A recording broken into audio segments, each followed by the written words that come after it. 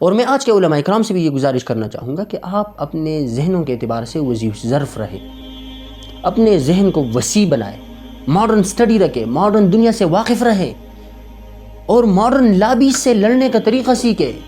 آپ خاموشی سے اپنے بھلوں میں بیٹھے ہیں، آپ لوگوں کو پتہ نہیں ہے کہ ہم نے ماڈرن لابیز کے ساتھ کیسے لڑنا ہے، کس انداز سے ان کے ساتھ آرگیو کرنا ہے، کس انداز کے ساتھ ہم نے ان کے سامنے آنا ہے، کن پلیٹ فارمز پر ہم نے ان کے ساتھ لڑنا ہے۔ بسم اللہ الرحمن الرحیم، الحمدللہ رب العالمین والصلاة والسلام علی اشرف الانبیاء والمرسلین، اما بعد۔ محترم و مکرم ناظرین، آپ نے حالیہ دنوں میں ہی فواد چودھری صاحب کو سنا ہوگا، اور اس کی طرف بہت سارے ایسے لوگ ہمارے اس ملک میں موجود ہیں جو سیکولر نظریات رکھتے ہیں، جو اس ملک کو مذاہب سے آزاد ریاست بنانا چاہتے ہیں، اسلام سے آزاد ایک سٹیٹ بنانا چاہتے ہیں۔ چونکہ یہاں پر میں دو بہت اہم باتیں آپ کے ساتھ شیئر کرنا چاہوں گا۔ سب سے پہلے تو میں ایک المیہ کی طرف آنا چاہوں گا کہ آج کے دور میں المیہ یہ ہے کہ ہماری جو لیڈرشپ ہے، ٹھیک ہے، وہ تو اپنے حقوق ادا کر رہی ہے، وہ ان لوگوں کے خلاف میدان میں اترے ہوئے اور کوشش کر رہے جو اسلام کے خلاف ہے، جو مسلمانوں کے خلاف ہے، جو اسلامی نظریات کے خلاف ہے۔ لیکن ہم جو نوجوان علماء اکرام ہیں، ہم اس چیز سے کوسوں دور ہیں۔ ہمیں یہ نہیں پتہ ہے کہ ماڈرن لابیز کے ساتھ ہم نے کیسے لڑنا ہے۔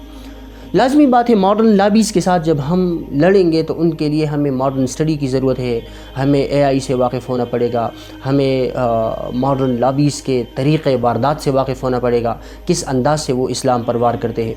آپ دیکھ لیجئے، کچھ وقت پہلے یہ جو سیکولر لوگ تھے، یہ پاکستان میں ایسے کھل کر نہیں بول سکتے تھے اور یہ ڈرتے تھے۔ آج وہ وقت آ گیا ہے کہ یہ برسر عام سوشل میڈیا پر کھل کر بول رہے کہ پاکستان کو مذاہب سے آزاد ایک ریاست بنانا چاہیے۔ محترم فواد چودھری صاحب نے یہاں پر چند باتیں کی کہ یہ جو ملک تھا یہ مذہب کے نام پر آزاد نہیں ہوا ہے۔ تو میرا ایک بہت سمپل سا کویسچن اور سمپل سا سوال ہے کہ پھر دو قومی نظریے کا مطلب کیا تھا؟ اگر یہ ملک مذاہب کے نام پر آزاد نہیں ہوا ہے تو اس ملک کے آزادی کے بنیادی اقدار کیا تھے؟ پھر تو اس ملک کے آزادی کی ضرورت تھی ہی نہیں۔ میں تو جہاں تک دیکھتا ہوں علامہ اقبال کے نظریات یا قائد اعظم محمد علی جناح رحمہ اللہ کے نظریات، تو وہ سارے کے سارے مذہب سے ریلیٹڈ تھے، اسلام سے ریلیٹڈ تھے، اور انہوں نے اسلام کو بنیاد بناتے ہوئے ہی اس ملک کو آزاد کیا، ورنہ اس ملک کے آزادی کی ضرورت پھر کیا تھی؟ اگر تمام مذاہب کو دیکھ کر اس ملک کو بنایا گیا ہے تو پھر میں سمجھتا ہوں کہ اس ملک کی آزادی کی ضرورت تھی ہی نہیں۔ تو اس وجہ سے محترم فواد چودھری صاحب کو اپنے اسٹڈی میں اور اپنے مطالعے میں ذرا اس بات کو زیر غور لانا چاہیے کہ دو قومی نظریے کا کیا مطلب تھا۔ فواد چودھری صاحب یہ کہتے ہیں کہ ماڈرن سٹیٹ جو ہوتا ہے وہ سیکولر سٹیٹ ہوتا ہے۔ ٹھیک ہے، آج کے دنیا میں سیکولرزم کو ایک غلبہ حاصل ہے، اور آج کا جو ایولیوشن ہے وہ سیکولرزم پر منحصر ہے، اسی پر محصور ہے، ہم دیکھ رہے ہیں اس دنیا میں۔ لیکن ہم ساتھ ساتھ یہ بھی دیکھ رہے کہ جب ہم نے ریشنلزم اور سیکولرزم کو فروغ دیا تو آج کے دور میں کتنا نقصان ہوا۔ آپ مغرب میں جا کے دیکھ لیں، فیملی سسٹم کتنا برباد ہوا، جو معاشرتی نظام تھا وہ کتنا برباد ہوا، اخلاقیات میں کتنے فرق آئے، اور ہر شخص وہ مفاد پرست بن گیا، ہر شخص اپنے ذات کے بارے میں سوچنے لگا، یہاں تک کہ وہ اپنی بیوی اور اپنے بچوں کے بارے میں بھی اب خیال نہیں رکھتا ہے۔ یہ سیکولر نظریات کے حامل افراد ہے، کیونکہ سیکولرزم آپ کو کیا نظریہ دیتا ہے؟ سیکولرزم آپ کو کہتا ہے کہ اجتماعی زندگی کچھ بھی نہیں ہے، you are the only one, آپ اکیلے ایک منفرد شخصیت ہے، اپنے بارے میں سوچیں اور اپنے لیے لگے رہے، مذہب کو، اسلام کو، دین کو اپنے اجتماعی زندگی سے نکال دے۔ تو جب ہم نے اجتماعی زندگی سے مذہب کو نکال دیا تو پھر کیا رہ گیا؟ پھر جو ہماری سماجی زندگی ہے، جو ہماری معاشرتی زندگی ہے، جو ہماری ریاستی زندگی ہے، وہ فری آف دین ہو جائے گی۔ جب فری آف دین ہو جائے گی تو وہاں پر لازمی بات ہے عقل کا راج ہوگا، اور انسان کے پاس اتنا عقل کامل تو نہیں ہے کہ وہ اپنے لیے ایک نظام بنا سکے۔ اسی طرح محترم فواد چودھری صاحب سے جب پوچھا گیا کہ ریاست مدینہ کا پھر کیا مطلب تھا، جب آپ لوگ اپنے دور حکومت میں اس کی آوازیں لگا رہے تھے کہ ہم ایک ریاست مدینہ بنانا چاہتے، تو انہوں نے کہا کہ ریاست مدینہ کا مطلب تو مذہبی آزادی تھی۔ جب عمران خان کے دور میں علماء اکرام یہ آوازیں لگا رہے تھے کہ ریاست مدینہ کا مطلب یہ نہیں ہے کہ یہ اسلامک ریلیجن کو پاکستان پر حاوی کرنا چاہتے ہیں، اسلامک ریلیجن کو یہ فروغ دیتے ہیں، بلکہ اس کا مطلب مذہبی آزادی ہے، تو اس وقت یہ لوگ ہمارے ساتھ ہنسا کرتے تھے اور یہ لوگ نہیں سمجھا کرتے تھے۔ آج وہی بات آپ لوگوں کے سامنے آئی جو محترم فواد چودھری صاحب نے کھل کر بتائی کہ ریاست مدینہ کا مطلب مذہبی آزادی تھی، ہر مذہب کو ایکویلٹی فراہم کرنا تھا۔ چونکہ ہر مذہب کو ایکویلٹی فراہم کرنا یہ پاسبل نہیں ہوتا ہے، ایک اسٹیٹ کے اندر غلبہ ایک ہی مذہب کو حاصل ہوتا ہے. آپ پوری دنیا میں جا کے دیکھ لیں, کہیں پر کرسچینٹی ہے, کہیں پر وہ جوش ہے, کہیں پر وہ بدھ مت ہے, کہیں پر وہ ہندوازم ہے, کہیں پر اسلام ہے. تو پوری دنیا میں آپ دیکھ لیں کسی نہ کسی ملک میں کوئی نہ کوئی مذہب لازمی غالب ہے, اور باقی جو مذاہب ہیں وہ وہاں پر اقلیت کے حیثیت سے رہ رہے. تو ہم بھی کہہ رہے ہیں کہ ہم مذاہب کو چھیڑتے نہیں ہیں. مذاہب اس ملک کے جو مختلف مذاہب کے لوگ ہیں وہ اس ملک کے اندر رہے, ان کو حقوق دیں گے, ان کو آزادی بھی دیں گے, لیکن ایک حد تک. اور اصل جو غلبہ ہوگا وہ اسلام کو ہی حاصل ہوگا, قرآن کو ہی حاصل ہوگا, حدیث کو ہی حاصل ہوگا. اور یہاں پر محترم فواد چودھری صاحب نے ایک بات بتائی کہ مذہب کا تعلق دل سے ہوتا ہے. ایک انسان کو پورے 5 نمازیں پڑھ کر سکون آتا ہے, اور ایک انسان صرف صبح کی نماز پڑھ کر سکون پاتا ہے. یہ اس کی پرسنل لائف ہے, ایز ہی وش, جیسے وہ چاہے. تو یہ بہت غلط بات ہے. مذہب ایک پرسنل لائف یہ کیسے ہو سکتا ہے؟ اس کا مطلب تو یہ ہوا کہ جو ہماری اجتماعی زندگی ہے اس سے مذہب ڈیلیٹ ہو گیا.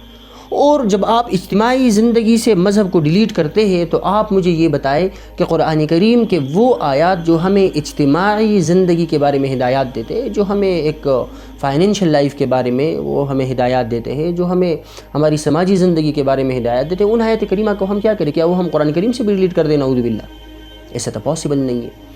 تو اس وجہ سے مذہب ذاتی معاملہ نہیں ہے. مذہب خصوصاً دین اسلام, باقی مذاہب کا میں نہیں کہہ رہا, میں دین اسلام کے لیے لڑ رہا ہوں, میں دین اسلام کے بارے میں کہہ رہا ہوں کہ دین اسلام ایک اجتماعی زندگی ہے, ایک انٹائر لائف ہے, ایک مکمل نظام حیات ہے. اس وجہ سے ہمیں اس پر مکمل طور پر عمل کرنا ہوگا, چونکہ یہ جو سیکولرزم ہے اور یہ جو لبرلزم ہے اس کے پیچھے پوری مکمل ہسٹری ہے. اور محترم فواد چودھری صاحب نے بھی اس کی طرف اشارہ کیا ہے کہ جو یورپ کے اندر انقلابات آئے, امریکہ میں انقلابات آئے, روس میں انقلابات آئے, اور اس سے پہلے مذہب نے جو نقصانات اور مظالم ڈھائے تھے, تو وہ کرسچینٹی کے اپنے مظالم تھے, انہوں نے ڈھائے, لیکن اسلام تو ایسا مذہب نہیں ہے. اور میں آج کے علماء اکرام سے بھی یہ گزارش کرنا چاہوں گا کہ آپ اپنے ذہنوں کے اعتبار سے وسیع ظرف رہے, اپنے ذہن کو وسیع بنائے, ماڈرن سٹڈی رکھے, ماڈرن دنیا سے واقف رہے, اور ماڈرن لابیز سے لڑنے کا طریقہ سیکھے. آپ خاموشی سے اپنے بھلوں میں بیٹھے ہیں, آپ لوگوں کو پتہ نہیں ہے کہ ہم نے ماڈرن لابیز کے ساتھ کیسے لڑنا ہے, کس انداز سے ان کے ساتھ آرگیو کرنا ہے, کس انداز کے ساتھ ہم نے ان کے سامنے آنا ہے, کن پلیٹ فارمز پر ہم نے ان کے ساتھ لڑنا ہے. ماڈرن دور میں ہمارے علماء اکرام اور خصوصاً ہمارے نوجوان علماء اکرام وہ ان چیزوں سے کافی دور ہے, ماڈرن سٹڈی نہیں رکھتے ہیں. اس وجہ سے جب وہ کسی ریشنلسٹ کے سامنے اور جب وہ کسی عقل پرست کے سامنے بیٹھ جاتے ہیں تو وہ بالکل اس کے پاس جواب دینے کے لیے کچھ ہوتا ہی نہیں ہے, کیونکہ وہ آپ کے نقلی دلائل کو مانتا ہی نہیں ہے, وہ آپ کے قرآن کریم اور احادیث مبارکہ سے دیے ہوئے دلائل کو مانتا ہی نہیں ہے. اس کو کسی اور انداز سے سمجھانا پڑتا ہے, اس کے سمجھانے کے لیے ایک اور میدان درکار ہے. جیسے پرانے زمانے میں جب ایک فلسفہ کو غلبہ حاصل ہوا تو علماء اکرام نے اس کے مقابلے کے لیے علم کلام کو ایجاد کیا, اور علم کلام کو اس انداز سے ایجاد کیا, اور اس انداز سے انہوں نے اسلام کے لیے آرگیو کیا کہ فلسفہ کو جو ہے نا وہ شکست خوردہ بنایا, اس کو پس پشت پھینکا, اور اس کو پاؤں کے بل واپس لوٹنے کا آرڈر دیا. تو آج کے دور میں بھی ہمیں ماڈرن آرگیونگ کا طریقہ سیکھنا ہوگا, ماڈرن دور میں ہمیں ماڈرن سٹڈی رکھنی ہوگی, ہمیں دنیا سے واقف رہنا پڑے گا, ہمیں ماڈرن پلیٹ فارم سے واقف ہونا پڑے گا, اور جو ہمارے پاس سٹڈی کے نئے ذرائع ہیں ہمیں ان سے واقف ہونا پڑے گا. اس کے بعد جا کر ہم لڑ سکتے ہیں, ان ماڈرن لابیز کے ساتھ ہم اس کے بعد لڑ سکتے ہیں. اس وجہ سے میں آج کے علماء اکرام سے گزارش کروں گا کہ ماڈرن رہے, اپنی سٹڈی ماڈرن رکھے, اور ماڈرن چیزوں سے واقفیت رکھے, تاکہ ہم ان ماڈرن لابی سے اور ان لوگوں سے آرگیو کر سکے, لڑ سکے, اسلام کا دفاع کر سکے جو مختلف طریقوں سے اسلام پر وار کرتے ہیں. اللہ تعالی ہمیں سمجھنے کی توفیق عطا فرمائے. وآخر دعوانا ان الحمد للہ رب العالمین.